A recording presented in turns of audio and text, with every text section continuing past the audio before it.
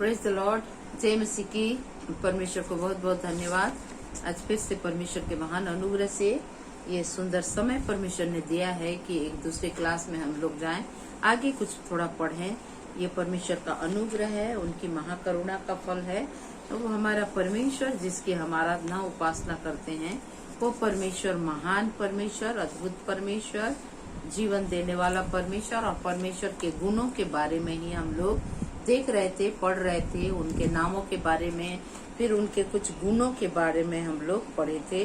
तो पिछले बार हम लोग परमेश्वर के कुछ गुण पढ़े थे, जैसे कि परमेश्वर जो है आध्यात्मिक रीति से, स्पिरिचुअल तरीके से देखने से परमेश्वर निराकार है, अदृश्य परमेश्वर है, परमेश्वर जीवित परमेश्वर है, परमेश्वर जो है स्वयंभू है, सेल्फ एग्जिस्टेंस परमेश्वर है, वो अनंत परमेश्वर है, इन्फिनिट, और वो इटर्नल परमेश्वर है। इस तरह से और मैं बता रही थी कि अगले क्लास में हम लोग उनके मॉरल, उनके दो तरह का गुण है, मॉरल एट्रीब्यूट और नॉन मॉरल एट्रीब्यूट। तो आज हम लोग उनके नॉन मॉरल एट्रीब्यूट के बारे में देखेंगे।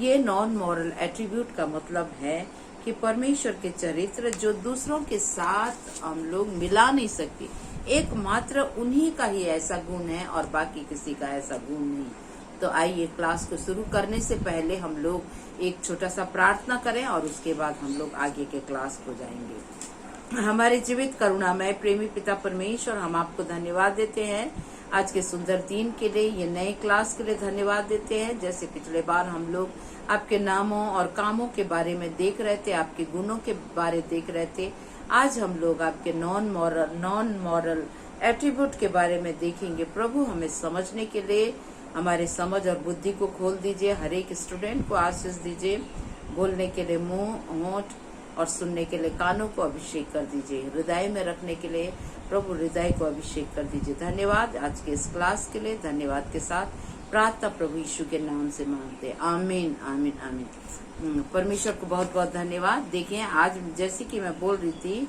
कि परमेश्वर के आज हम लोग नॉन मॉरल एट्रीब्यूट को देखेंगे। इसका मतलब है गैर नैतिक गुण, ईश्वर के असंबंध, मतलब किसी के साथ ऐसे नहीं है, किसी के साथ कोई भी गुण, किसी और में इस तरह का गुण नहीं है। वैसे गुणों को आज हम लोग देखेंगे, बाइबल के पदों के अनुसार देखेंगे। तो मैं शॉर्ट फॉर्म में बताई थी ओमनी प्रेजेंस, यानी ऑल, सभी जगह में उपस्थित रहने वाला, सर्वभूत, मतलब सब जगह में उपस्थित रहने वाला, सर्वव्यापी भी बोल सकते हैं, सब जगह व्याप्त होने वाला, सर्वव्यापी परमेश्वर। तो परमेश्वर हर जगह मौजूद है।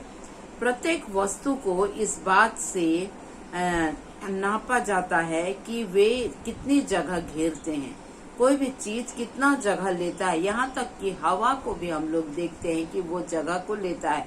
परमेश्वर के साथ स्थान या प्रश्न, परमेश्वर के साथ स्थान, ये प्रश्न लागू नहीं होता। इस परमेश्वर वह है जिसने स्थान और समय को अस्तित्व दिया।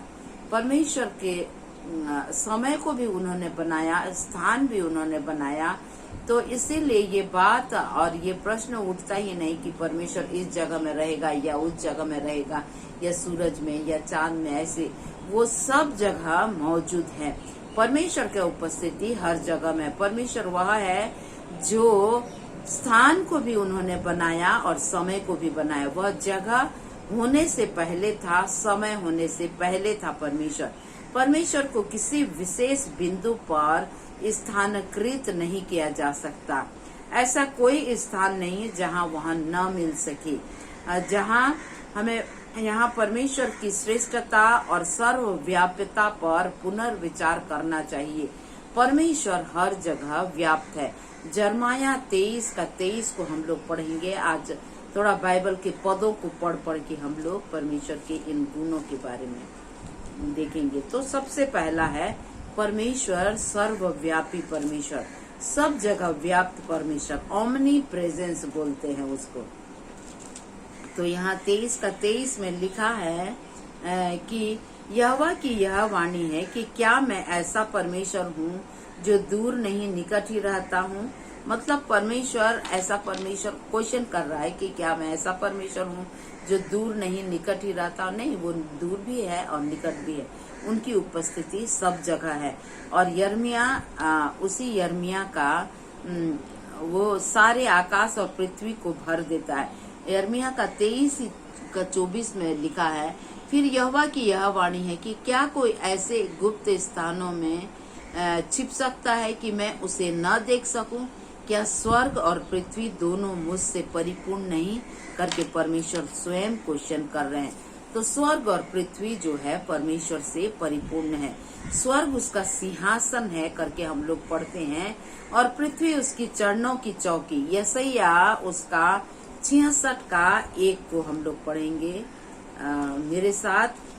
अभी आप लोग के पास यदि बाइबल इसी समय नहीं है तो इसको लिख लीजिए और उसको पढ़िएगा। यहाँ 66 का 1 में लिखा है, यहोवा यूं कहता है, आकाश मेरा सिंहासन और पृथ्वी मेरे चरणों की चौकी है। तुम मेरे लिए कैसा भवन बनाओगे और मेरे विश्राम का कौन सा स्थान होगा। तो यहाँ परमेश्वर बोल रहे हैं, बता रहे हैं साफ रीति से कि आकाश और पृथ्वी सब जगह उनकी परिपूर्णता, उनका व्यापता है, इसीलिए हम कहीं नहीं छिप सकते। और इसको हम लोग भजन संहिता 139 का 7 से लेकर के हम लोग 12 तक पढ़ेंगे। भजन संहिता 139 7 से लेकर के हम 12 तक पढ़ेंगे। मैं तेरे आत्मा से भागकर किधर जाऊं, या तेरे सामने से किधर भागूं। यदि मैं आकाश में चढ़ूं तो तू वहां है, यदि मैं अपना बिछौना अधोलोक में बिछाऊं तो वहां भी तू है। यदि मैं भोर की किरणों पर चढ़कर समुद्र के पार जा बसूं तो वहां भी तू है। अपने हाथ से मेरी अगुवाई करेगा और अपने दाहिने हाथ से मुझे पकड़े रहेगा। यदि मैं कहूँ कि अंधकार में, तो मैं छिप जाऊंगा और मेरे चारों ओर का उजियाला रात का अंधेरा हो जाएगा, तो भी अंधकार तुझसे न छिपाएगा। रात तो दिन के तुल्य प्रकाश देगी, क्योंकि तेरे लिए अंधियारा और उजियाला एक समान है। तो यहाँ पर सब जगह में परमेश्वर है, उनकी उपस्थिति है, इस बारे में हम लोग पढ़ते हैं। तो परमेश्वर जो ओमनी प्रेजेंस गॉड है, मतलब सर्वव्यापी परमेश्वर है, वो सब जगह उनकी उपस्थिति से भरी हुई है। तो ऐसा और किसी इंसान में या किसी मनुष्य जो बोलता है ना देवता, तो और किसी देवता में नहीं है, क्योंकि वो तो सब मूर्ति है और एक ही जगह में स्थित रहते हैं। और कोई भी मनुष्य ऐसा नहीं है कि एक समय में सब जगह में व्याप्त रहे, क्योंकि एकमात्र परमेश्वर ही है जो एक जगह में एक समय में सब जगह में व्याप्त रहने वाला परमेश्वर है।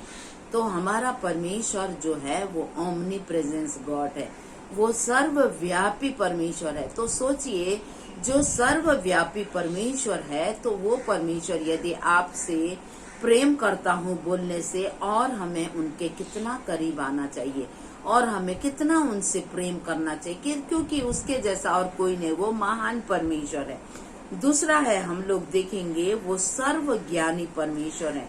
सर्वज्ञानी, ओमनीसिएंट, ऑल नोइंग, सब जानते हैं। वो परमेश्वर जो है सब जानते हैं। पहला जो है सर्वव्यापी परमेश्वर, दूसरा जो है सर्वज्ञानी परमेश्वर, वो सब कुछ जानता है। सब कुछ बोलने से सब कुछ भी नहीं है जो उसे आश्चर्य में ले जाए। या परमेश्वर अपने आप में, अपने सृष्टि में, अपने पूरे इतिहास में सब कुछ जानता है। क्या बीत गया, क्या बीता हुआ था, क्या बीत रहा है, क्या बीतेगा, वो सब कुछ, पास्ट, प्रेजेंट, फ्यूचर, सब जानते हैं।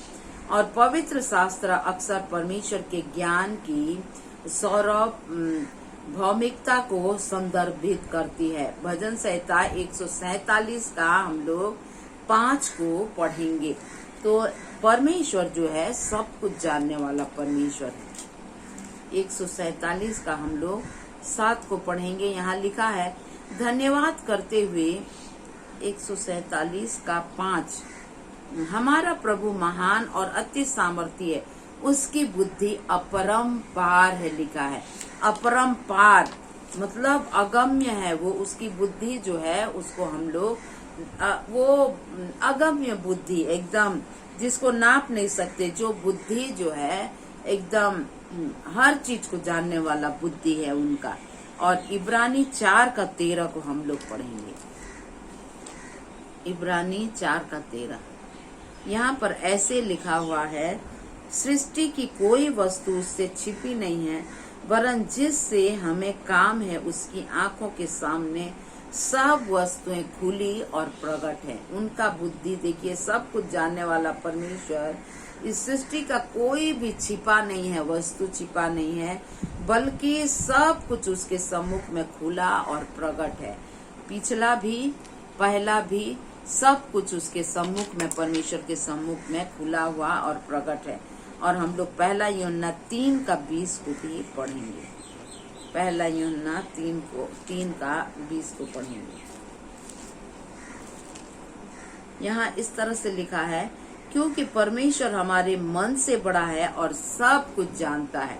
परमेश्वर जो है, जो हमारे मन से बड़ा है। देखिए, हम लोग मन में क्या सोच रहे हैं दूसरा कोई नहीं जानता, लेकिन परमेश्वर जानते हैं। हमारे मन में क्या है परमेश्वर जानते हैं, और क्या विचार हमारे मन में आएगा उसको भी परमेश्वर जानते हैं। तो परमेश्वर हमारे मन से बड़ा है और सब कुछ जानता है करके हम लोग पढ़ते हैं। और हम लोग देखते हैं कि वो परमेश्वर जो है महान परमेश्वर है, अद्भुत परमेश्वर है, और परमेश्वर सब कुछ जानता है। वह पृथ्वी पर होने वाले विस्तृत घटनाओं और अभी होने वाले चीजों को जानता है। पहला राजा उसका 13 का 1 से 4 को हम लोग पढ़ेंगे। पहला राजा 13 का 1 से लेके 4 तक पढ़ेंगे।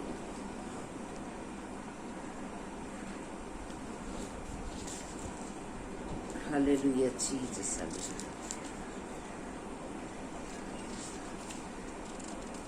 यहाँ इस तरह से लिखा है, मैं पढ़ रही हूँ। तब यहोवा से वचन पाकर परमेश्वर का एक जन यहूदा से बेतेल को आया, और यरोबाम धूप जलाने के लिए वेदी के पास खड़ा था। उस जन ने यहोवा से वचन पाकर वेदी के विरोध में यूं पुकारा, वेदी, हे वेदी, यहोवा यूं कहता है कि सुन, दाऊद के कुल में योसिया नामक एक लड़का उत्पन्न होगा। वह उन ऊंचे स्थानों के याजकों को जो तुझ पर धूप जलाते हैं तुझ पर बलि कर देगा, और तुझ पर मनुष्यों की हड्डियां जलाई जाएंगी। और उसने उसी दिन यह कहकर उस बात का एक चिन्ह भी ठहराया, यह वचन जो यहोवा ने कहा है, इसका चिन्ह यह है कि यह वेदी फट जाएगी और इस पर की राख गिर जाएगी। तब ऐसा हुआ कि परमेश्वर का जन का यह वचन सुनकर जो उसने बेतेल के विरुद्ध पुकार कर कहा था, यरोबाम ने वेदी के पास से हाथ बढ़ाकर कहा, उसको पकड़ लो। तब उसका हाथ जो उसकी ओर बढ़ाया गया था सूख गया और उसे अपनी ओर खींच न सका। तो देखिए, जो होने वाला था उसको भी भविष्यवाणी करने के लिए परमेश्वर ने अपने जन को बोला। और यहाँ हम लोग देखते हैं वो पकड़ना चाहा लेकिन नहीं पकड़ सका और उल्टा उसका हाथ सूख गया। तो इन सारे बातों को परमेश्वर जो है जानते हैं और इन सारे बातों को जानते थे और जो होने वाला था जानते थे और अब भी सारे बातों को जानते हैं। अभी जैसे हम लोग पढ़िए पहला भजन संहिता 139 का 7 से लेके 12 तक, परमेश्वर सर्वव्यापी है और परमेश्वर सर्वज्ञानी है। उसका 1 से ले करके हम लोग 4 तक पढ़ेंगे। भजन संहिता 139 1 से 4 यहाँ लिखा है, हे यहोवा, तूने मुझे जांच कर जान लिया, तू मेरा उठना बैठना जानता है। देखिए, परमेश्वर जानते हैं हमारा उठना बैठना और मेरे विचारों को दूर से ही समझ लेता है।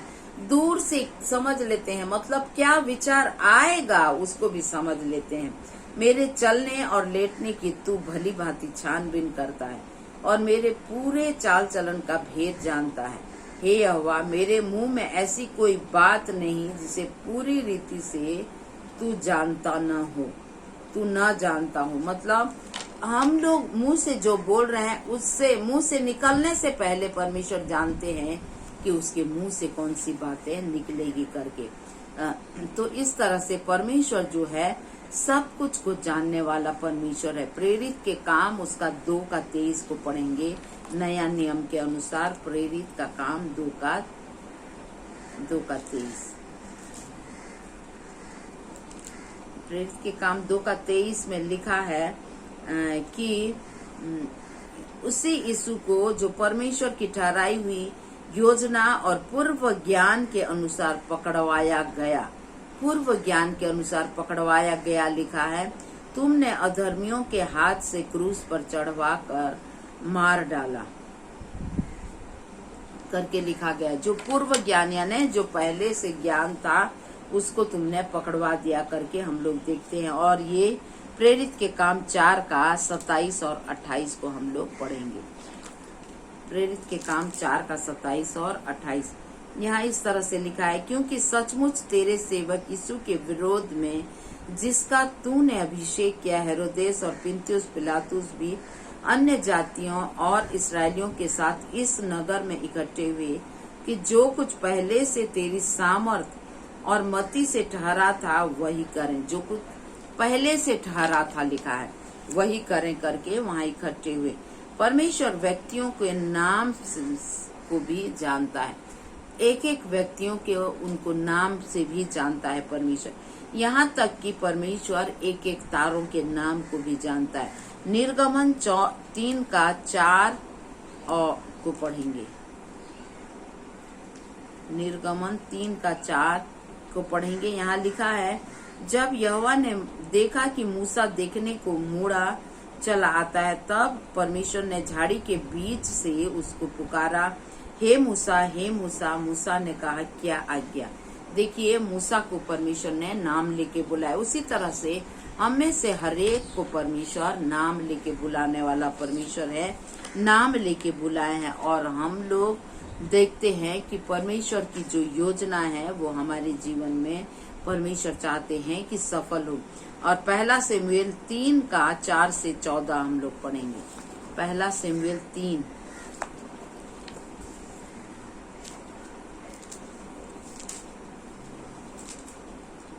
4 से 14 और यहाँ इस तरह से लिखा है कि तब यहोवा ने शमूएल को पुकारा और उसने कहा, क्या आज्ञा। तब उसने एली के पास दौड़कर कहा, क्या आज्ञा, तूने मुझे पुकारा है। वह बोला, मैंने नहीं पुकारा, फिर जा लेट जा। तो वह जाकर लेट गया। तब यहोवा ने फिर पुकारा, हे शमूएल, हे शमूएल। उठकर एली के पास गया। शमूएल उठकर एली के पास गया और कहा, क्या आज्ञा, तूने मुझे पुकारा है। उसने कहा, हे मेरे बेटे, मैंने तुझे नहीं पुकारा, फिर जाके लेट जा। उस समय तक शमूएल यहोवा को नहीं पहचानता था। जब तक प्रभु परमेश्वर नहीं पुकारा था उससे पहले नहीं पहचानता था पर्सनल से, और न यहोवा का वचन ही उस पर प्रकट हुआ था। फिर तीसरी बार यहोवा ने शमूएल को पुकारा और वह उठ के एली के पास गया, क्या आज्ञा, तूने मुझे पुकारा। तब एली ने समझ लिया कि इस बालक को यहोवा ने पुकारा है। इसलिए एली ने शमूएल से कहा, जा लेट जा, और यदि वह तुझे पुकारे तो तू कहना, हे यहोवा का, क्योंकि तेरा दास सुन रहा है। तब शमूएल अपने स्थान पर जाकर लेट गया। तब यहोवा आकर खड़ा हुआ और पहले के समान पुकारा, शमूएल, शमूएल। शमूएल ने कहा, कह, क्योंकि तेरा दास सुन रहा है। यहोवा ने शमूएल से कहा, सुन, मैं इस्राएल के एक में से एक ऐसा काम करने पर हूँ जिससे सब सुनने वाले पर बड़ा सन्नाटा छा जाएगा। देखिए, भविष्य के कामों को यहाँ शमूएल नबी को, जो बालक ही था, परमेश्वर जो है प्रकट कर रहे हैं। तो परमेश्वर जो है सब कुछ जानने वाला परमेश्वर है। बाकी को हम लोग नहीं पढ़ेंगे। सब कुछ जानने वाला परमेश्वर है। भविष्य में क्या होगा और कैसे होगा वो सब कुछ हमारा परमेश्वर जानते हैं, और वो चाहते हैं कि हम सतर्क रहें, उन सब कामों के लिए सतर्क रहें। इसीलिए परमेश्वर बुलाते हैं, नाम लेकर दर्शन देते हैं और बताते हैं क्या करना है क्या नहीं। वह सितारों के नाम को भी बुलाता है। भजन संहिता 147 का हम लोग 4 को पढ़ेंगे।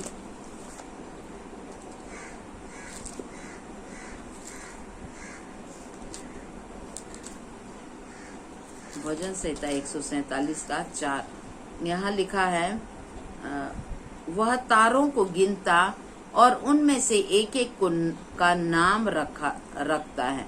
तारों को गिनता है और नाम रखता है, जबकि तारे को कोई भी इंसान हम लोग गिन नहीं सकता, क्योंकि वो अनगिनत है।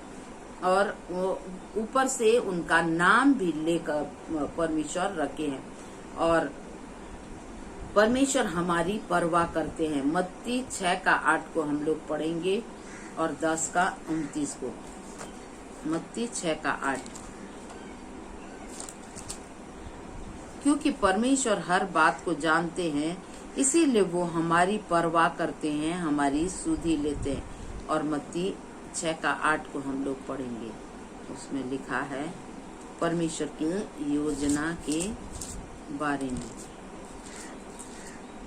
जो हमारे लिए परमेश्वर करते हैं उनके बारे में लिखा है। यहाँ लिखा है कि इसलिए तुम उनके समान न बनो, क्योंकि तुम्हारा पिता तुम्हारी मांगने से पहले जानता है कि तुम्हारी क्या क्या आवश्यकता है। क्योंकि हमारा पिता सब कुछ जानता, हमारा परमेश्वर सब कुछ जानता है कि हमें क्या चाहिए नहीं चाहिए, तो हमारे मांगने से पहले जानता है करके हम लोग पढ़ते हैं। और मत्ती 10 का 29, यहाँ 10 का 29 में लिखा है कि क्या पैसे में 2 गौरैया नहीं बिकती, तो भी तुम्हारे पिता की इच्छा के बिना उनमें से एक भी भूमि पर नहीं गिर सकती। तो ये परमेश्वर यहोवा जो सब कुछ जानने वाला परमेश्वर है, वो जानते हैं और हमें अपने वचन से उत्साह दिला रहे हैं कि तुम्हें चिंता करने की आवश्यकता नहीं, क्योंकि परमेश्वर सब कुछ जानते हैं। परमेश्वर हमारे हृदय को की जांच करता है और हमारे हृदय को जांचता है। यदि हम लोग पढ़ेंगे अध्याय 28 का 9, भजन संहिता 7 का 9, भजन संहिता 139 उसका 1 से लेके 6 और इब्रानी 4 का 12, तो हमें पता चलेगा कि परमेश्वर सब कुछ को जानता है, जांचता है और वो हमें सुरक्षित रखते भी हैं। हम लोग देखें कि परमेश्वर जो है सर्वव्यापी परमेश्वर। दूसरा पॉइंट अभी देख रहे थे कि परमेश्वर जो है सर्वज्ञानी परमेश्वर है। तीसरा हम लोग देखेंगे परमेश्वर जो है सर्वशक्तिमान परमेश्वर है। परमेश्वर जो चाहे वह करने के लिए सर्वशक्तिमान है और ऐसा कुछ भी नहीं है जो वह नहीं कर सकता। परमेश्वर सब कुछ कर सकते हैं।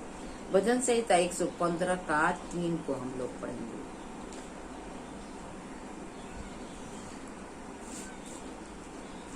भजन संहिता 115 का 3 को हम लोग पढ़ेंगे। यहाँ पे इस तरह से लिखा है, हमारा परमेश्वर जो स्वर्ग में है उसने जो चाहा वही किया। जो चाहा परमेश्वर ने वही किया करके हम लोग यहाँ पर पढ़ते हैं। और उत्पत्ति 18 का 14 को पढ़ने से भी वही पता चलेगा।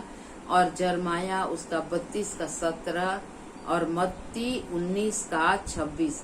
परमेश्वर ने स्वयं को इब्राहिम के सामने में प्रकट किया एल शडाई के नाम से, मतलब सर्वशक्तिमान परमेश्वर के नाम से। और उत्पत्ति 17 का 1 में परमेश्वर जो है परमेश्वर की शक्ति प्रकट किया है। परमेश्वर ने मेरी उपस्थिति में चल, मैं सर्वशक्तिमान परमेश्वर हूँ करके स्वयं बोल रहे हैं, तो प्रकट करती है। और दूसरा राजा 6 का 5 से लेके 7 तक और मरकुस 4 अध्याय का 35 से 41 वचन तक हम लोग पढ़ने से पता चलेगा। और मैथ्यू का मत्ती का 14 से लेके 14 अध्याय का 22 से लेके 33 तक पता चलेगा कि परमेश्वर केवल एक व्यक्ति को बचा सकता है। हालांकि यह मानवीय दृष्टि से कठिन लगता है। परमेश्वर हर एक व्यक्ति को, एक व्यक्ति ने हर एक व्यक्ति को बचा सकता है। साथ ही मत्ती 19 का 26 पढ़ने से पता चलेगा। साथ ही कुछ ऐसे काम भी हैं जो परमेश्वर नहीं कर सकते। वह ऐसा कुछ नहीं कर सकता जो उसके स्वभाव के विपरीत है। परमेश्वर सब कुछ कर सकते हैं, लेकिन कुछ ऐसे काम हैं जो परमेश्वर नहीं कर सकते। जैसे कोई पाप पवित्र परमेश्वर, पाप परमेश्वर से कैसे हो सकता है ना। अन्याय, वो तो न्याय परमेश्वर, अन्याय कैसे हो सकता है। करुणा करने वाला परमेश्वर, तो वो कठोरता कैसे प्रकट करेगा। कठोरता के लिए प्रकट करने के पहले वो परमेश्वर एक समय दे देते हैं। तो हम लोग देखेंगे मत्ती रचित सुसमाचार उसका 19 का 26।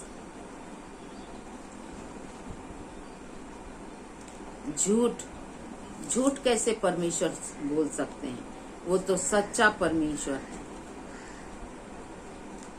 19 का 26।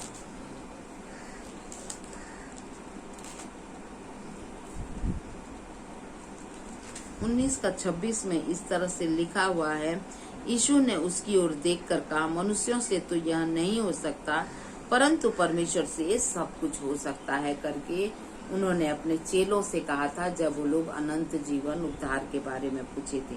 तो हमारे परमेश्वर से सब कुछ हो सकता है, केवल मात्र पाप में जैसे स्वभाव वाले काम जो है वो नहीं होते, क्योंकि वो परमेश्वर पवित्र परमेश्वर हो ही नहीं सकता।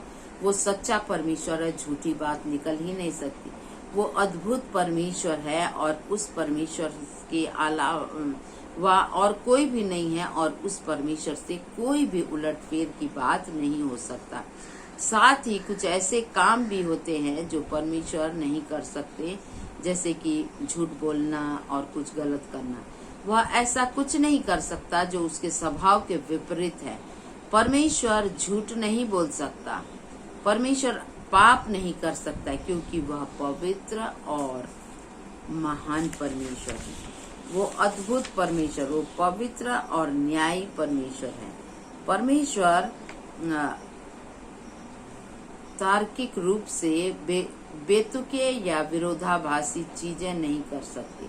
कोई भी विरोधाभास जिसमें बहुत खींचतान होता है, वैसे काम नहीं कर सकती। वह वर्गाकार वृत्तित या वर्ग त्रिभुज नहीं बना सकती। तो हमारा परमेश्वर, ये तो उदाहरण के लिए दिया गया, हमारा परमेश्वर महान परमेश्वर है। कोई भी जो पाप में स्वभाव का काम है उस तरह का काम नहीं कर सकते। बाकी सब काम हमारे परमेश्वर जो है उनके लिए संभव है। चौथा मेरा पॉइंट है, परमेश्वर अपरिवर्तनशील है, अनचेंजेबल गॉड। परमेश्वर अपरिवर्तन है। परमेश्वर अपने अस्तित्व, सिद्धियों, उद्देश्यों और परमेश्वर जो है अपने जो योजनाओं पर अटल और सही रीति से रहने वाला परमेश्वर है। वो कभी परिवर्तन नहीं होते। हमारा परमेश्वर कभी बदलते नहीं। भजन संहिता 110 का 4 को हम लोग पढ़ेंगे। 110 का 4 यहाँ लिखा है, यहोवा ने शपथ खाई और न पछताएगा, तू मलकीसिदक की रीति पर सर्वदा का याजक है करके लिखा है। ये परमेश्वर के बारे में लिखा है कि मलकीसिदक की रीति पर सर्वदा का मतलब हमेशा हमेशा का याजक है करके यहाँ लिखा गया है। और परमेश्वर जो है वो महान परमेश्वर है। पवित्रता परमेश्वर के गुणों में से सबसे प्रमुख स्थान रखती है, और उसके बाकी गुणों न्याय, प्रेम, दया, अनुग्रह, विनम्रता के लिए एक नियम सिद्धांत के रूप में कार्य करती है। ये सारे चीज जो है एक नियम के अनुसार काम करते हैं। परमेश्वर ने हमें उसके पवित्र होने के लिए ठहराया है। परमेश्वर स्वयं आपको और हमको अपनी निज धन बोल के मतलब पवित्र होने के लिए ठहराया। परमेश्वर हमें उसकी पवित्रता का अनुकरण करने की आज्ञा देता है। परमेश्वर चाहते हैं कि मनुष्य पवित्र बने। इसीलिए बाइबल में लिखा है, जैसे मैं पवित्र तुम्हारा बुलाने वाला, जैसे मैं पवित्र हूँ वैसे तुम भी अपने पूरे चाल चलन में पवित्र बनो, लिखा है। तो परमेश्वर एक महान परमेश्वर है जो कभी नहीं बदलते। वो परमेश्वर जो है पवित्र परमेश्वर हैं और उनका न्याय, उनके काम, उनकी विधियां, उनकी योजनाएं, सब कुछ बहुत सुंदर ढंग से परमेश्वर ने रखा है और बनाया है। और परमेश्वर हर एक कामों को कर सकते हैं। सिर्फ जो पाप में स्वभाव जो है, जो मनुष्य को बिगाड़ देती है, नाश के रास्ते में ले चलते हैं, सिर्फ ये सब को देखते हैं कि ये सब काम जो है नहीं करते, बल्कि हर एक काम परमेश्वर के सम्मुख में संभव है। हमारा परमेश्वर महान है और वो कभी बदलता नहीं। तो आज हम लोग सिर्फ 4 पॉइंट को देखें, उनका नॉन मॉरल एट्रीब्यूट, गैर नैतिक संबंधित जो स्वभाव है, जो उनका नॉन मॉरल एट्रीब्यूट है, उसको देखे। जिस एट्रीब्यूट से, जो गुण से वो किसी के पास और ऐसा गुण नहीं, चाहे दुनिया में कुछ भी हो, वो किसी के पास ऐसा गुण हो ही नहीं सकता। तो क्या गुण हम लोग देखें कि परमेश्वर जो है सर्वव्यापी परमेश्वर है। पहला देखें, परमेश्वर जो है सर्व ज्ञानी परमेश्वर, सब कुछ जानने वाला परमेश्वर है। परमेश्वर जो है सर्वशक्तिमान परमेश्वर है। हर तरह के ज्ञान, हर तरह के ताकत जो है परमेश्वर के पास है। वो सब कुछ उसके पास है। और चौथा हम लोग देखिए कि परमेश्वर जो है वो कभी नहीं बदलता। अभी हम लोग देखिए अपरिवर्तनशील परमेश्वर है, वो कभी नहीं बदलते। और उनका जो है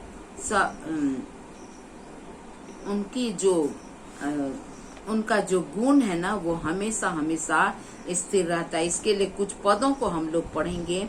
मलाकी 3:6 को पढ़ेंगे।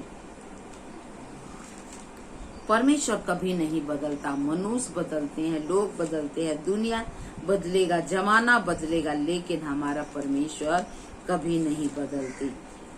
और ऐसा गुण और किसी में नहीं है, सिर्फ परमेश्वर में है। सर्वशक्तिमान और कोई भी नहीं है, सिर्फ परमेश्वर है। सर्वज्ञानी कोई और नहीं है, सिर्फ परमेश्वर है। सर्वव्यापी कोई और नहीं है, एकमात्र परमेश्वर है। तो मलाकी 3 का हम लोग 6 पद को पढ़ेंगे। यहाँ लिखा है, क्योंकि मैं यहोवा बदलता नहीं, इसी कारण हे याकूब के संतान तुम नष्ट नहीं हुए। सच बात है। इसी कारण से, क्योंकि यहोवा नहीं बदलते, हमारा परमेश्वर नहीं बदलता, इसी कारण मनुष्य पाप करने पर भी परमेश्वर ने उपाय करके अपने पास हमें रखने के लिए उन्होंने योजना बनाए और अपने प्रिय पुत्र को भेजा, क्योंकि वो नहीं बदलते। यदि वो बदलते तो क्योंकि उनका प्रेम जो है अटल है, यदि वो बदलते तो बोलते कि चलो कोई बात नहीं, मनुष्य ने गलती किया है तो जाने दो, उनको जैसा करनी वैसा भरनी, जैसा काम किए हैं वैसा वो लोग भुगतेंगे करके छोड़ देते। पर प्रभु हमारा कभी नहीं बदलता, इसीलिए उनकी दया हमारे ऊपर बनी रहती है। भजन संहिता 110 का 4 को हम लोग पढ़े थे। अभी 102 का 25 और 26 को भी हम लोग पढ़ेंगे। 102 का 25 और 26 को भी हम लोग पढ़ेंगे।